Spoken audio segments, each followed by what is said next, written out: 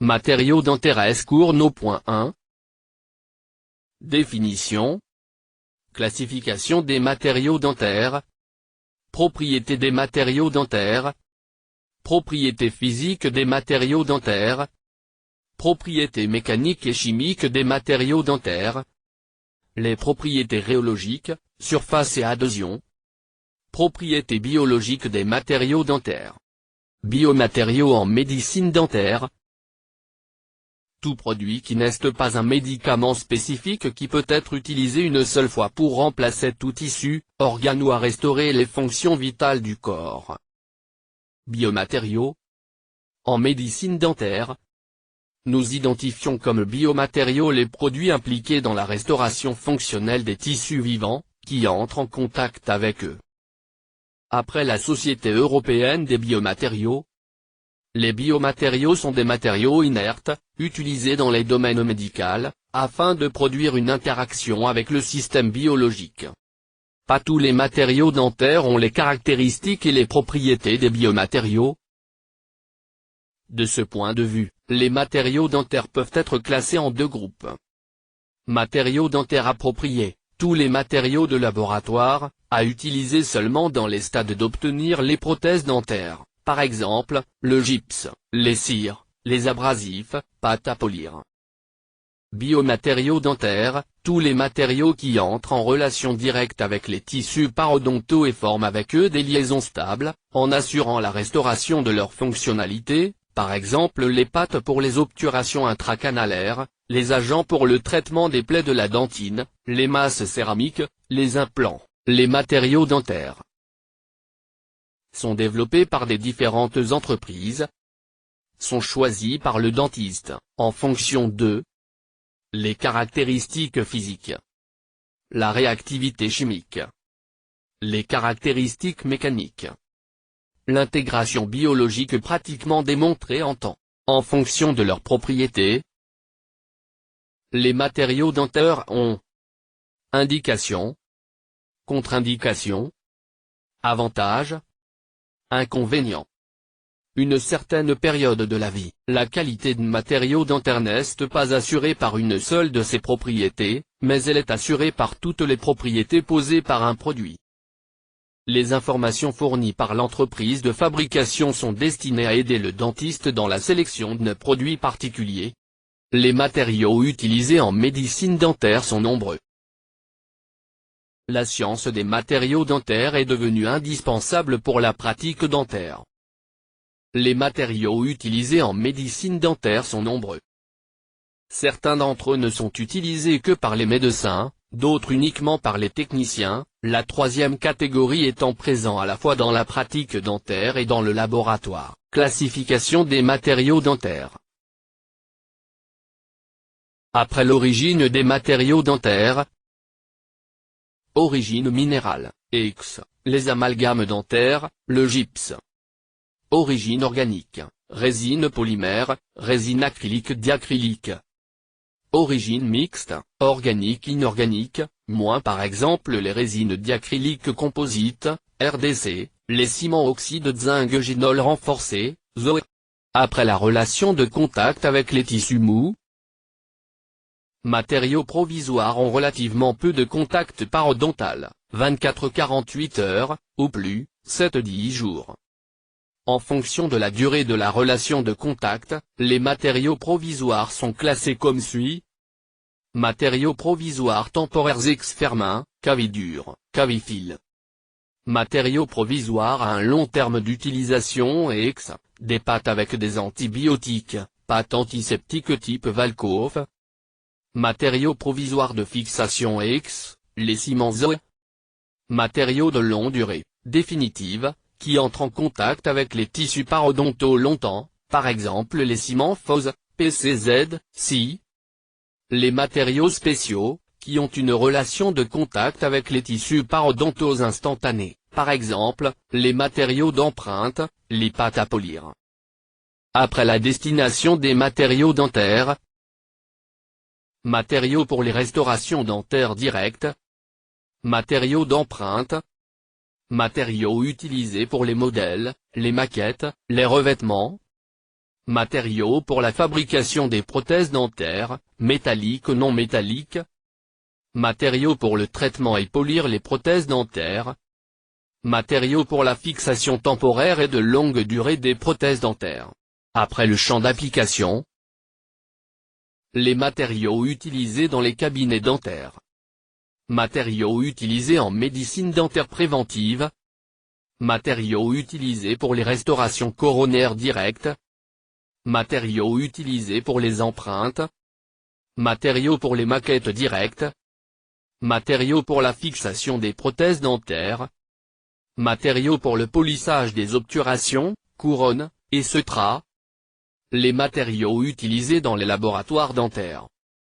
Matériaux utilisés pour les modèles. Matériaux utilisés pour les maquettes. Matériaux utilisés pour les revêtements. Matériaux pour la fabrication des prothèses dentaires.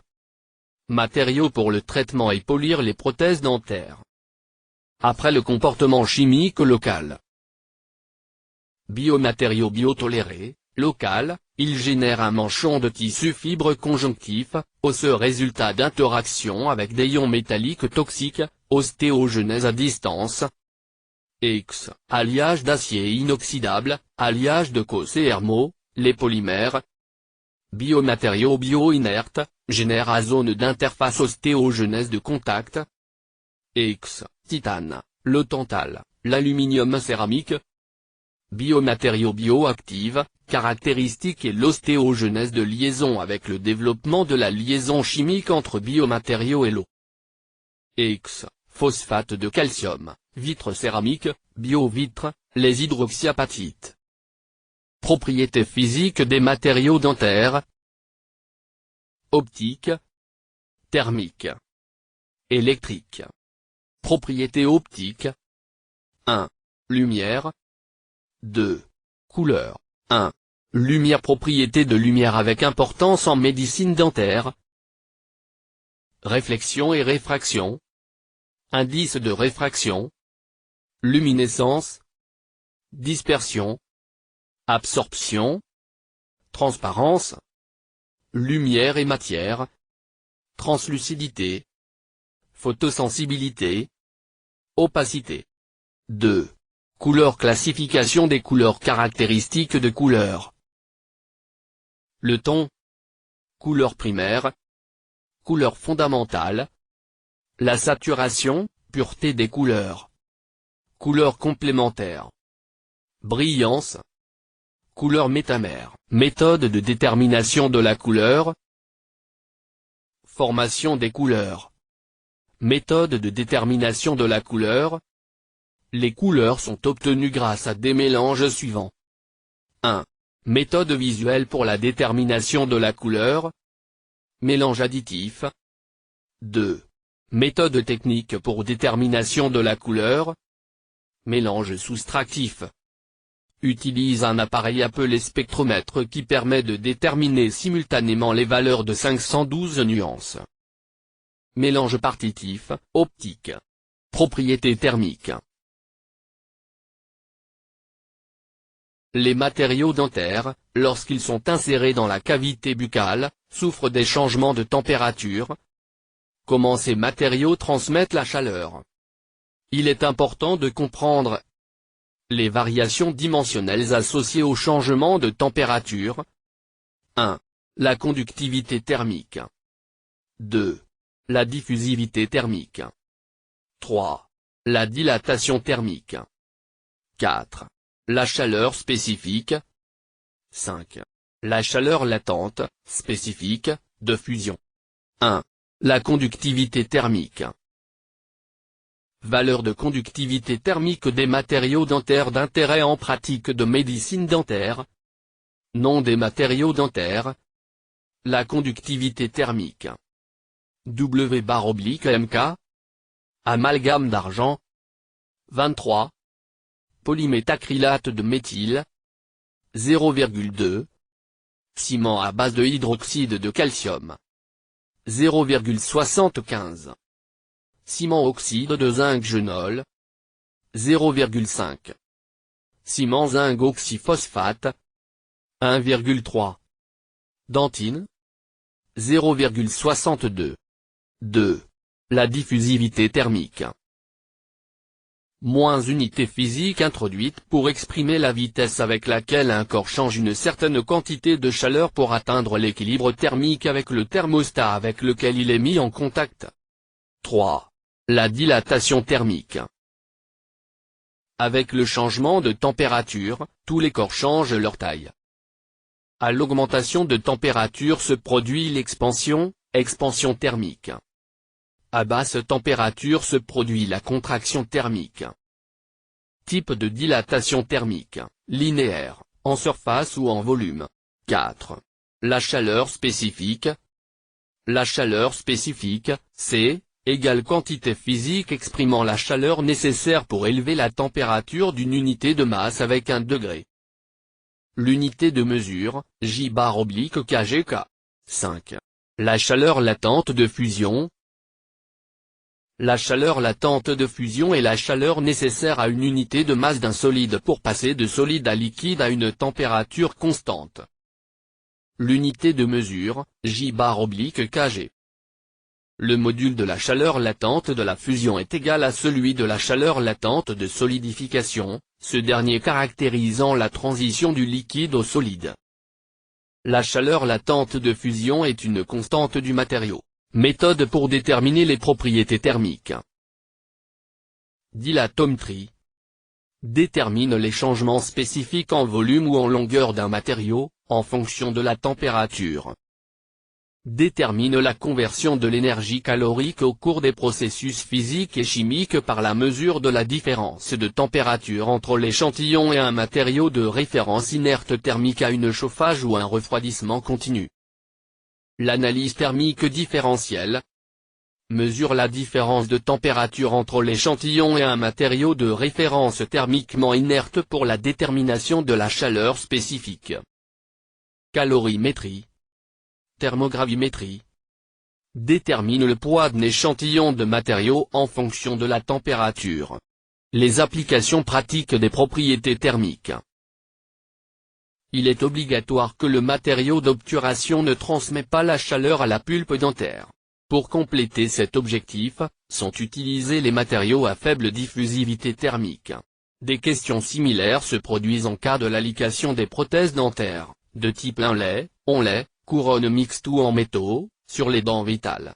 En tant que le métal l'alliage a une part importante du volume de ces prothèses, la chaleur stockée et transmise à la dent est également appréciable. Les ciments dentaires utilisés pour fixer les prothèses respectives jouent, entre autres rôles, celui de l'isolation thermique. Contrairement à ce qui précède, la base des prothèses totales doit fournir la chaleur au substrat muqueuse, pour avoir la sensation de chaud ou froid. Les modifications dimensionnelles des matériaux d'obturation doivent être conformes à celles de l'émail et de la dentine, cela peut être réalisé, idéalement, en égalisant les coefficients de dilatation thermique. Il est également souhaitable que les matériaux qui font la base de la prothèse totale ont le coefficient de dilatation thermique égal à celui des matériaux dont ils sont faits les dents artificielles. Le coefficient de dilatation thermique des matériaux de restauration a un rôle important. S'il n'y a pas d'entente entre celui et les tissus durs dentaires, la fermeture marginale se compromise. Propriétés électriques.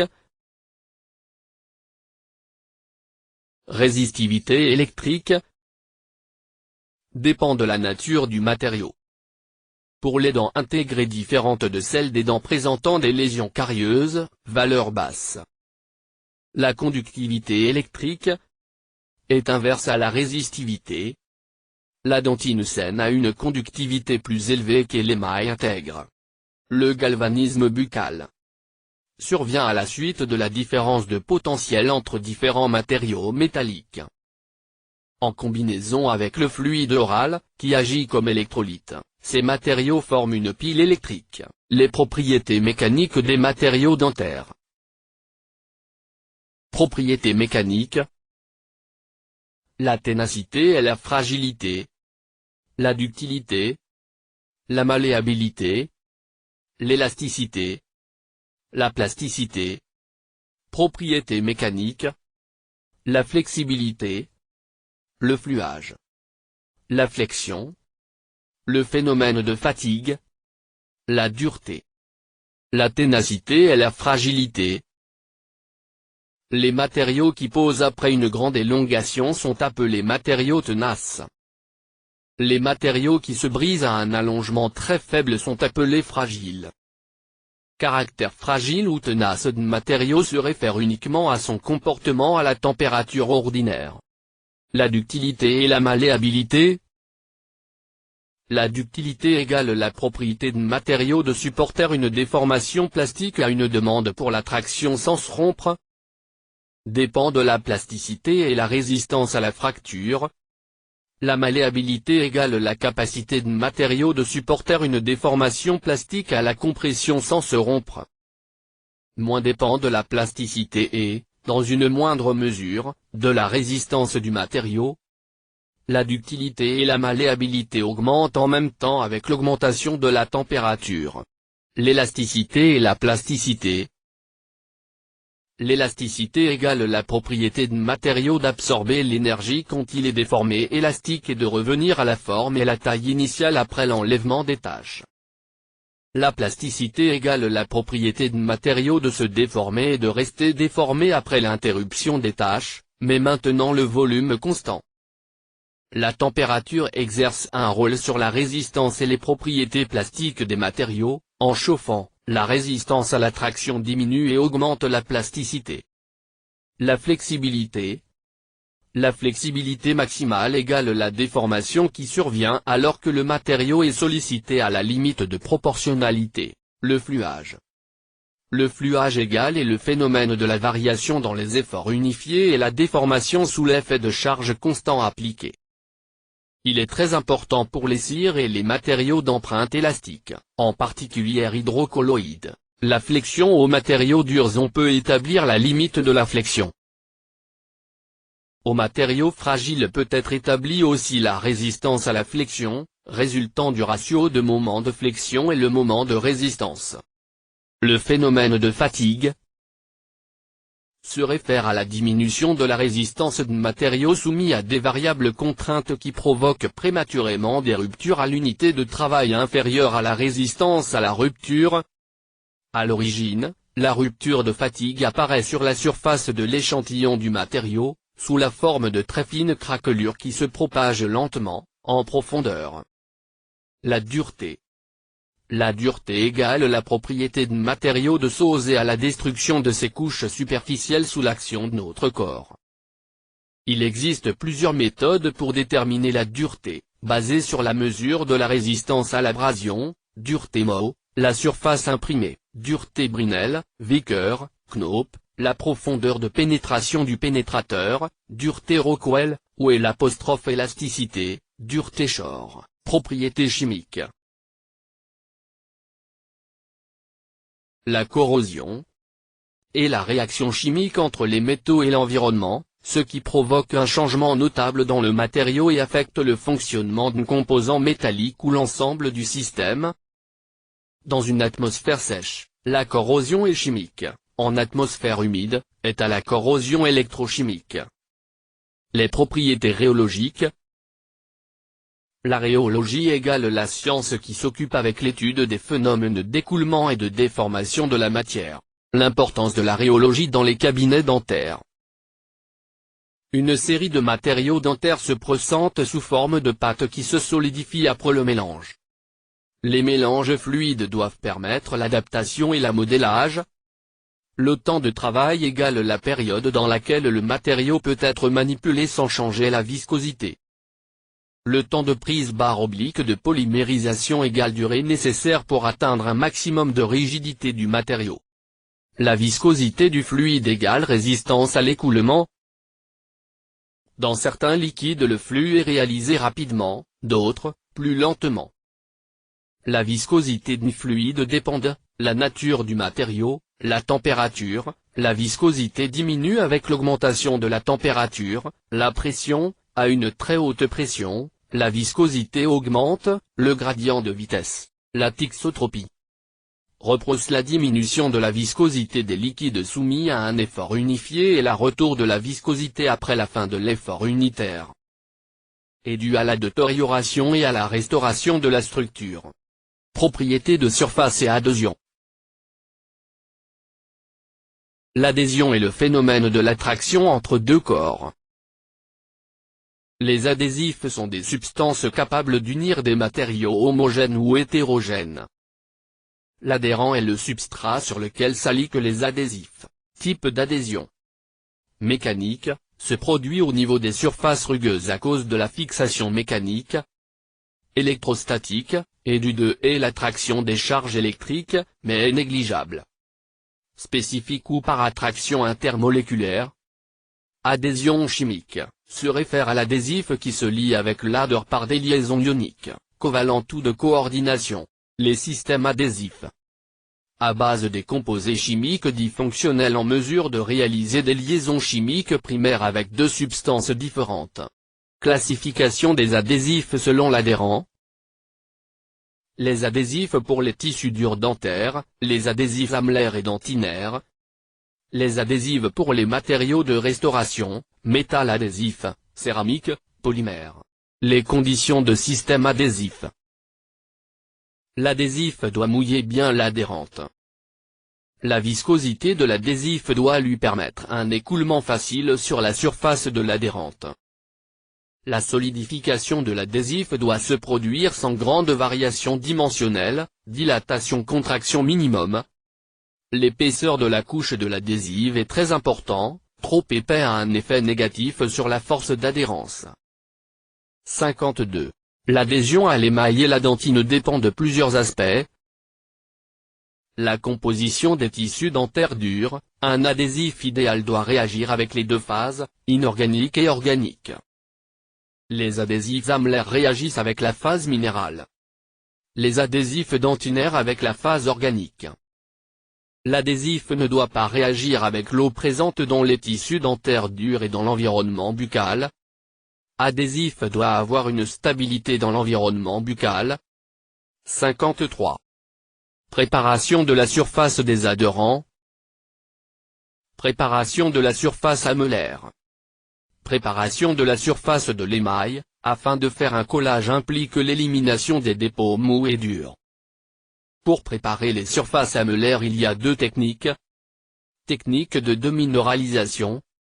Le gravage acide, l'acide phosphorique, l'acide lactique, l'acide formique, l'acide citrique, acide sulfurique. Attaque enzymatique protéolytique, papaïne, trypsine. L'utilisation d'agents chélateurs, ETA. Et l'utilisation des agents oxydants, H2O2. Techniques additifs, avec gel de 2,5% de H2SO4.